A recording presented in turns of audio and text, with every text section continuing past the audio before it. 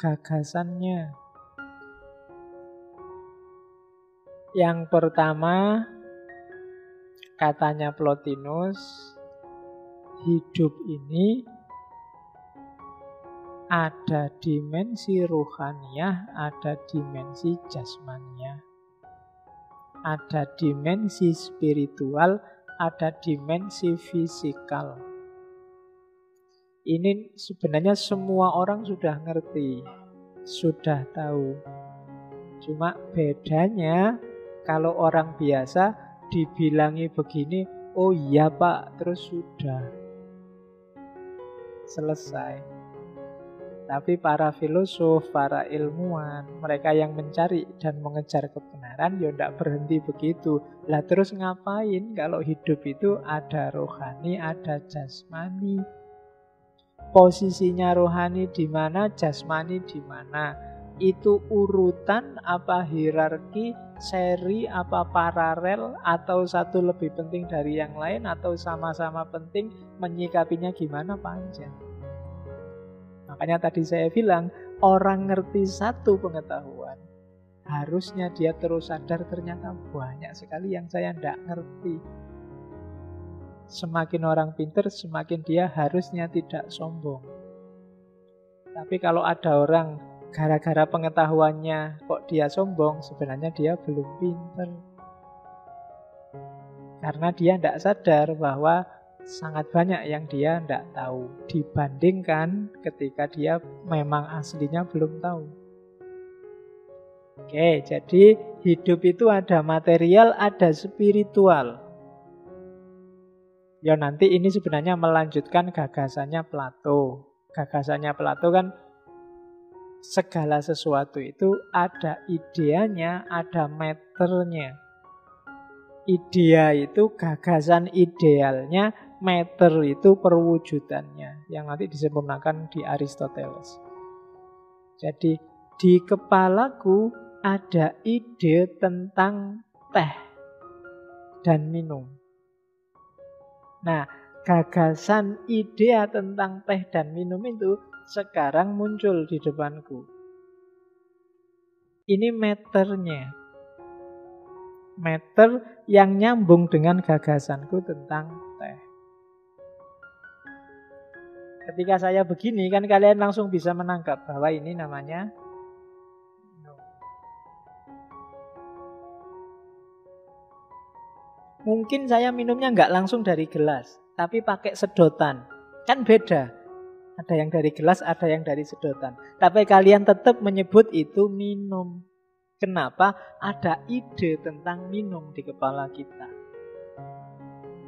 Saya melihat yang di sini, oh ini orang manusia. Yang di sana, oh itu juga manusia. Nanti di luar, mungkin jenggotnya panjang, pakai jubah, itu juga manusia. Mungkin ada yang cacat, difabel. Mungkin tidak punya kaki, tidak punya tangan. Nggak sempurna, tapi tetap aku sebut itu manusia. Kenapa? Sudah ada gagasan tentang manusia. Gagasan itu sifatnya ideal, sempurna. Sementara meter, manifestasi itu bisa tidak sempurna. Karena dia cuma perwujudannya. Kayak kalian, kira-kira pasangan ideal impianmu kayak gimana? Saya pinginnya Pak yang kulitnya lembut, putih, mulus, rambutnya panjang, lurus. Itu kan idea yang di kepalamu. Manifestasinya pasti di bawah itu, tidak sesempurna yang ada di kepala. Ya mungkin kulitnya mulus, tapi nanti bagian tertentu ada bekas-bekas jatuh, bekas borok, bekas itu, jadi tutul-tutul itu. Ya mungkin rambutnya panjang, tapi nanti ada ketombenya. Ya mungkin mesti tidak sesempurna ide yang ada di kepalamu. Itulah manifestasi, tapi yang di kepala selalu sempurna. Itu idea kan, ideanya Plato kan begitu. Kita lihat apapun di dunia ini itu sudah ada idenya di kepala. Ada alam khusus namanya alam idea. Nah ini dilanjutkan oleh Plotinus nanti bahwa oh hidup itu memang dari matter nanti jadi yang jasmania, dari idea jadilah yang ruhania. Berarti yang ruhaniyah ini yang lebih penting, lebih esensial. Yang ruhaniyah ini yang lebih menentukan kualitasnya. Dari situ nanti lahir neoplatonisme, memperbarui lagi gagasannya Plato. Itu yang pertama. Yang kedua, alam semesta itu adalah manifestasi dari keberadaan Tuhan, cuma modelnya melimpah. Melimpah itu keluar dari dirinya Tuhan. Tidak, kalau teolog itu kan biasanya menciptakan dari tidak ada. Jadi tidak ada apa-apa terus sesuatu itu ada. Kalau para filosof ini, termasuk nanti diadopsi oleh Al-Farabi Ibnu Sina, modelnya emanasi, melimpah dari diri Tuhan. Ya karena mereka ngejarnya pakai akal. Akal susah menggambarkan sesuatu tiba-tiba ada tanpa ada bahannya. Tidak ada apa-apa, tiba-tiba ding ada. Kayak sulap. Sulap pun itu kan ya cuma trik, aslinya ya ada. Cuma kamu dibuat tidak ngerti kalau sebelumnya sudah ada. Jadi bahannya itu kalau nggak ada sama sekali, akal nggak bisa nerima. Cuma kalau kita gambarkan, oh berarti Allah menciptakan sesuatu itu ada bahannya, ada sesuatu yang jadi bahan. Ini juga susah masuk akal. Berarti ada dua hal yang levelnya sama kayak Allah. Sama-sama qadim, sama-sama ya yang dijadikan Allah bahan itu loh. Posisinya kan akhirnya sama kayak dia ada. Di bahan itu ada, Allah juga ada, sejajar. Tidak mungkin. Akhirnya apa ketemunya? Yo emanasi. Emanasi itu berarti apa? Alam semesta ini ada bahannya ya Allah itu sendiri, Tuhan itu sendiri. Dari dirinya melimpah. Jadi, gambarannya melimpah itu kayak kalian tadi minum, kamu kasih air terus sampai penuh, sampai meluber. Itu emanasi melimpah. Jadi limpahannya Allah itu nanti yang pertama intelek dan seterusnya nanti ada kita lihat emanasi. Tapi logikanya itu untuk mengatasi alam ini kan sangat beragam, macam-macam, berubah-ubah, kualitasnya beda-beda. Tidak mungkin Allah, dirinya Allah juga isinya semacam-macam itu. Ada yang jelek, ada yang cakep, ada yang panas, ada yang dingin, itu kan beda-beda. Kalau dalam tanda petik ya, dalam pikirannya Allah ada yang macam-macam termasuk yang jelek, yang hitam, yang putih, itu berarti ada keragaman dalam diri Allah. Padahal Allah itu harus satu dan satu-satunya. Maka enggak, untuk mengatasi itu ada pelimpahan-pelimpahan yang berjenjang. Jadi bukan Allah menciptakan sesuatu tiba-tiba ada, tapi melimpah terus dari dirinya Allah. Itu nanti kita jelaskan nanti di belakang. Tapi yang jelas penciptaan itu model emanasi, yang itu nanti diadopsi oleh Al-Farabi, Ibnu Sina dan kawan-kawan. Salah satu gagasan yang dikafirkan oleh Ghazali. Karena Ghazali tidak setuju cara berpikir ini. Kalau Ghazali ya creatio ex nihilo tadi, menciptakan dari tidak ada. Jadi kun fayakun, dari nggak ada tiba-tiba muncul gitu aja.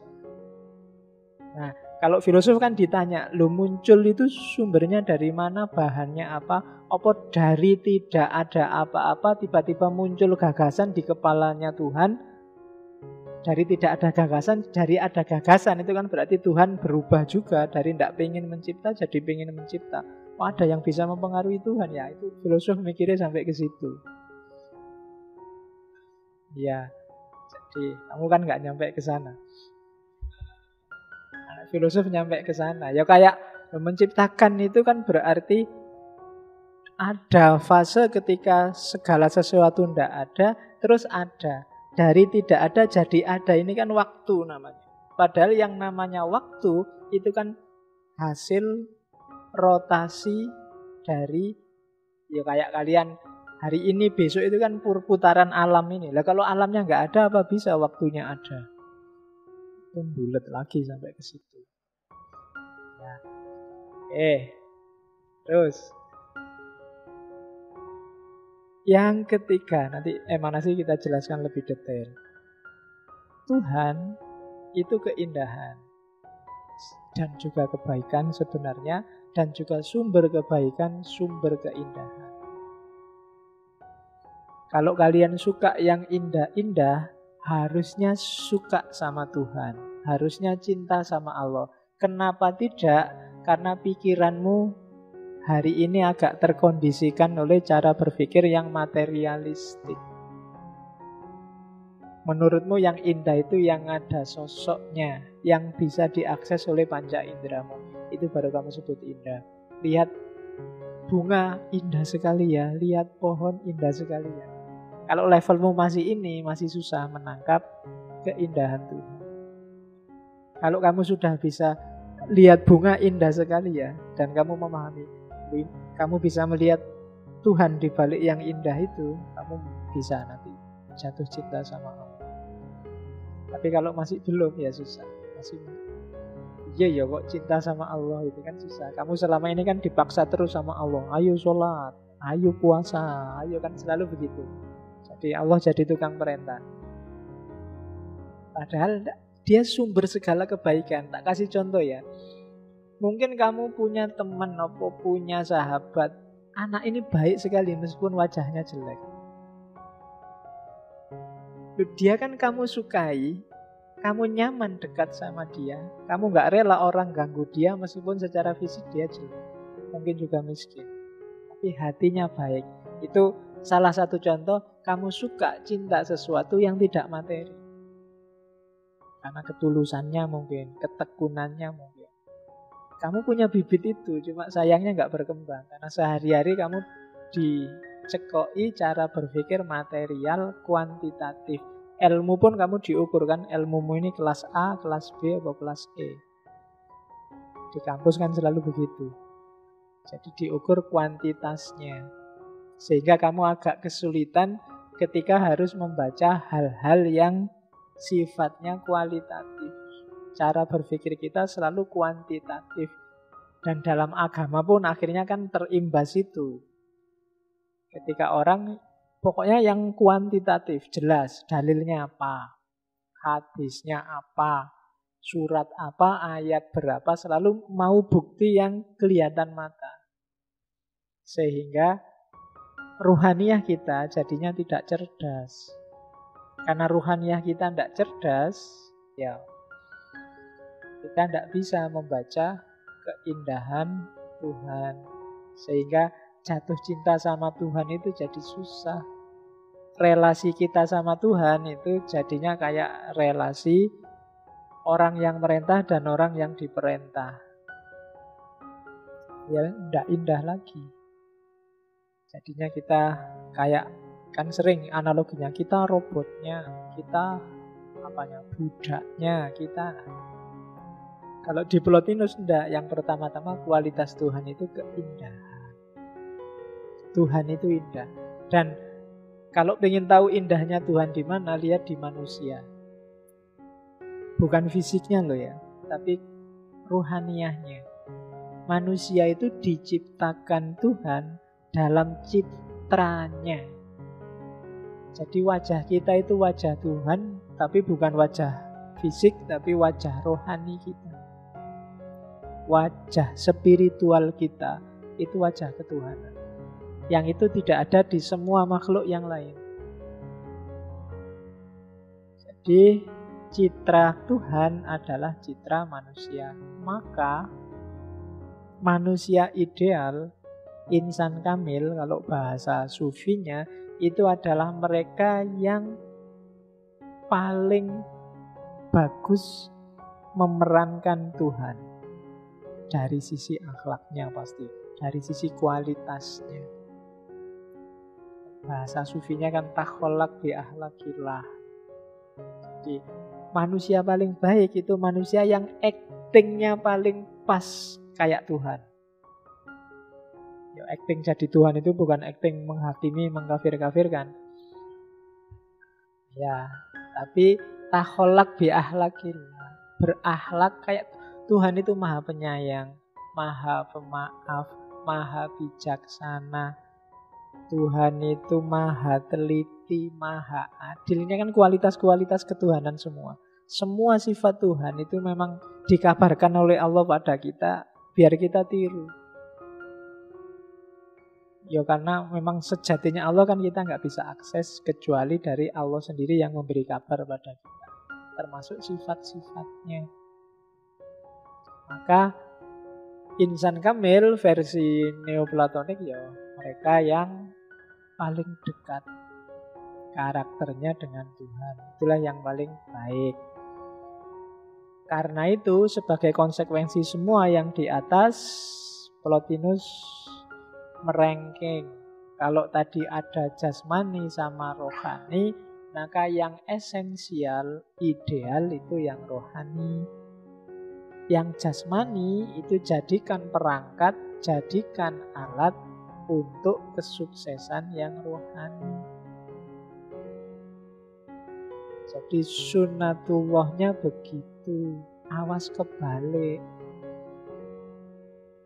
Jadi dunia fisik kita itu jadikan kendaraan untuk kesuksesan, kesempurnaan dunia rohani. Jangan dibalik. Jangan dunia rohani kita manipulasi untuk kesenangan fisik. Hari ini banyak orang yang terbalik makainya. Agama misalnya dipakai untuk mencari keuntungan duniawi, itu kebalik. Yang jasmani harusnya dipakai untuk kesempurnaan yang rohani. Karena apa? Karena rohani ini intinya hidup kita, yang esensial, yang ideal. Jangan dibalik. Oke, hari ini banyak sekali contoh di sekeliling kita ketika orang menggunakan yang rohani untuk kepentingan yang jasmani. Itu eman-eman. Karena mengorbankan yang esensial, hakiki demi yang temporal sementara. Ya kan? Apapun itu ya contohnya banyak. Jabatan gubernur itu sementara. Kemudian apalagi banyak yang cuma sementara-sementara. Jangan korbankan yang hakiki dari kita hanya untuk yang sementara-sementara ini. Itu kalau pakai logikanya Plotinus. Jadi dia tidak terlalu prefer ke dunia materi. Dia lebih condong ke dunia rohani. Maka perhatikanlah dulu kesehatan rohanimu. Baru kesehatan jasmani. Makanya kan ada peribahasa itu yang bilang, dalam tubuh yang sehat terdapat jiwa yang sehat. Berarti apa? Sehatkan tubuhmu biar jiwamu sehat. Karena tubuhmu itu jalan untuk bikin sehat rohanimu. Maksudnya ke situ. Bukan jalan sendiri-sendiri, tapi saling mendukung. Jadi sehatkanlah jasmanimu. Kalau jasmanimu sudah sehat, dia akan kuat dan bisa mengantarkanmu pada kesehatan rohani. Ya meskipun kadang-kadang kan kamu balik lupa, kan banyak orang gila tapi tubuhnya sehat. Itu kan tidak dalam tubuh yang sehat terhadap jasmani yang sehat. Ya, karena pepatah itu tidak untuk orang gila. Kalau kamu mau pakai itu ya monggo, berarti levelmu level orang gila. Kan begitu logikanya. Terus, nah, oleh karena itu manusia butuh bebas. Bebas untuk apa? Bebas dari materi untuk memerdekakan rohaninya. Bebas dari kungkungan fisik jasmania untuk menyempurnakan, menaikkan kualitas spiritualnya. Itu maunya Plotinus. Jadi secara umum nanti filsafatnya berkisar di sini. Bagaimana manusia bisa kuat rohaninya dan yang jasmaninya itu dijadikan alat saja, dia tidak penting. Maka makanan jasmani itu secukupnya, tidak boleh berlebihan. Ketika ngomong yang jasmani, Al-Quran kan selalu bilang wala tusrifu, tapi tidak untuk yang rohani. Kalau rohani, kalau bisa sebanyak mungkin. Ilmu itu sebanyak mungkin. Zikir itu sebanyak mungkin, itu kan makanan rohani. Ingat pada Allah itu sebanyak mungkin. Wah, saya terlalu banyak ini Pak, ingat pada Allah. Enggak ada terlalu banyak. Oh, saya terlalu banyak ngaji Pak. Enggak, kalau ngaji enggak ada terlalu banyak. Kalau yang fisik ada batas terlalu banyaknya. Kalau yang rohani enggak, sebanyak mungkin. Oke. Terus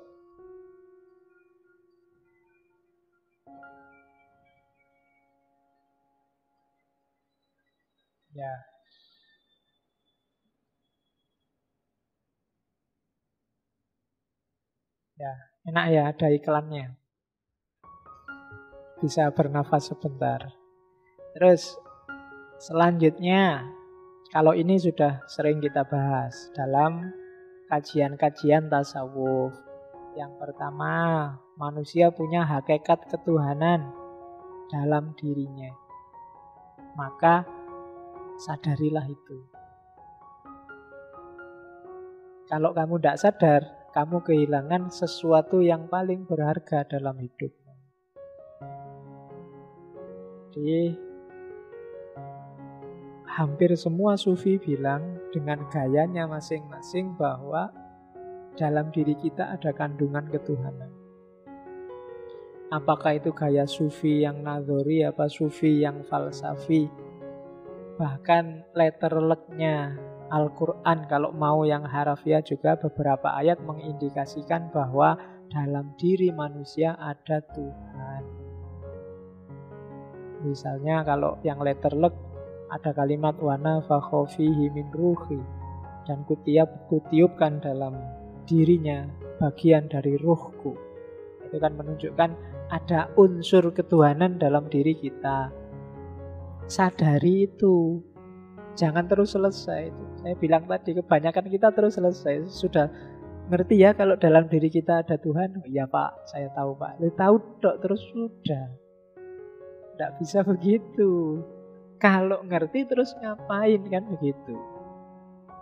Kedudukannya apa, posisinya apa, fungsi dan perannya apa dalam hidup kita. Dia esensial apa artifisial apa eksistensial apa-apa. Itu namanya selanjutnya. Tidak sekedar ngerti ya sudah. Harus selanjutnya gimana kalau sudah ngerti bahwa dalam dirimu ada Tuhan. Oke. Kalau dalam dirimu ada Tuhan, kira-kira kalau melakukan yang jelek-jelek, itu malu enggak kamu? Kalau kamu lagi misalnya jalan-jalan dugem apa ke sarkem apa kemana, masa Tuhan diajak ke sana? Malu ya sama yang di sini kan antara lain itu. Itu gunanya kesadaran. Maka banyak filosof yang bilang ada jarak antara pengetahuan dan kesadaran. Banyak orang yang pintar tapi tidak sadar dengan ilmunya. Itu kayak orang acting saja. Acting itu kan kayak artis biasanya hura-hura terus acting jadi wali. Pakai surban, bawa tasbih. Itu ya acting dok, bilang subhanallah, subhanallah. Tapi acting. Hidupnya sehari-hari tidak kayak gitu. Itu kayak model yang sehari-hari hanya pakai rok mini, tapi begitu Ramadan nanti dia pakai jilbab, pakai itu acting namanya. Hidupnya sehari-hari nggak begitu. Nah, ilmu tidak boleh hanya acting. Dia harus hidup dalam keseharian kita. Oke. Dalam diri kita itu ada unsur ketuhanan. Karena kita sumbernya dari Tuhan, maka cara paling mudah untuk kita ketemu kesejatian kita bersatu dengan sumber. Cuma geraknya berarti ke dalam. Jadi kita itu sudah satu sebenarnya, cuma nggak sadar. Wong sudah ada di dalam sini, tinggal bergeraklah ke dalam. Selama ini kita selalu nyari kebenaran, nyari kebaikan, nyari keindahan keluar. Ya ada di luar, cuma paham yang di luar itu untuk menemukan yang ada di dalam. Siapa yang ada di dalam? Ketuhanan tadi. Karena kita adalah mikrokosmos. Nah, kalau sudah ketemu sama yang di dalam, sadar dan fungsional dalam hidup kita, itulah nanti yang disebut kesatuan. Kesatuan mistik. Difilsafati namanya jadi hulul, ittihad, wahdatul wujud, dan lain-lain. Oke, itu yang terakhir. Jadi antara ide-ide neoplatonis yang diskusinya akan panjang adalah dia percaya pada reinkarnasi. Jadi percaya reinkarnasi itu kalau kita mati Pak, tapi belum ketemu Tuhan, kemana jiwa kita? Lahir lagi. Sampai kalau bahasa Buddhanya nanti sampai level kita naik Brahmana dan Moksa. Moksa itu berarti sudah bisa bersatu sama Tuhan. Jadi kalau belum nyampe, lahir lagi. Belum nyampe, lahir lagi. Dan seterusnya. Itu logika reinkarnasinya neoplatonis. Kapan-kapan kita ngomong lebih panjang tentang ini. Kalau kalian sudah siap, karena agak sensitif isunya. Kalau di Buddhisme kan kemarin sudah sempat disinggung tentang reinkarnasi. Oke. Di tradisi mistik tertentu, reinkarnasi itu bisa dilacak. Dalam Hinduisme beberapa ada cara untuk regresi. Regresi itu melacak dulu kamu sebagai apa. Ini sudah kehidupan yang keberapa, kehidupan sebelumnya kamu jadi apa. Oke. Tapi itu kajian tersendiri kapan-kapan ya. Kamu belum nyampe nanti pusing. Yang penting neoplatonisme termasuk yang setuju reinkarnasi. Beberapa sufi nanti ada yang setuju dengan reinkarnasi.